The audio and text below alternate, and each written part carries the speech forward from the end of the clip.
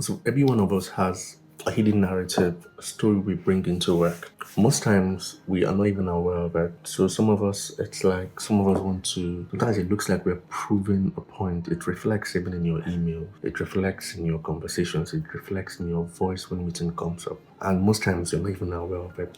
I call it the hidden narrative.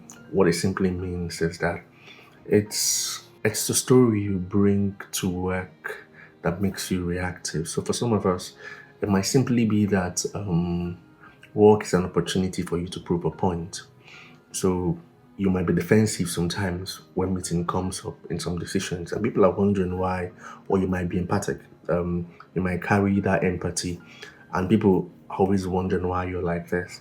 Not knowing there's a story behind it. So the story is not the problem. The concern is letting that story always show up in a reactive way. So, for instance, rather than maybe I'm the fix at home, I'm the one that tries to fix issues at home. At the workplace, fixing things doesn't become a big deal for me. It turns me into a problem solver. And because that's the story I bring.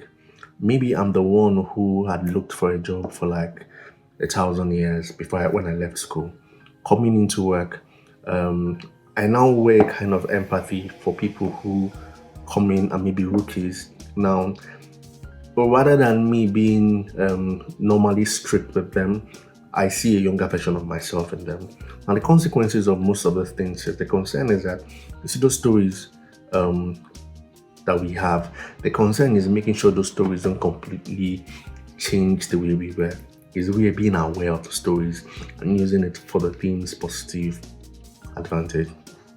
So, how about the next time before you make decisions, before you say things, ask yourself whether you're coming from a place of a reactive a version of you, or you're coming from a place of using your own story to empower it. Because at the end of the day, that's what counts. I call it the hidden narrative.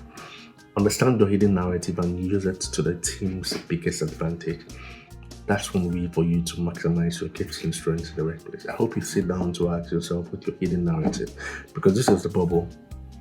If you don't figure it out, you might keep looking for work in different places and looking for peace. Meanwhile, it's you bringing in that version of you that you've not been able to solve. So take out time to find it. I'm wishing you an amazing day. My name is Shelton.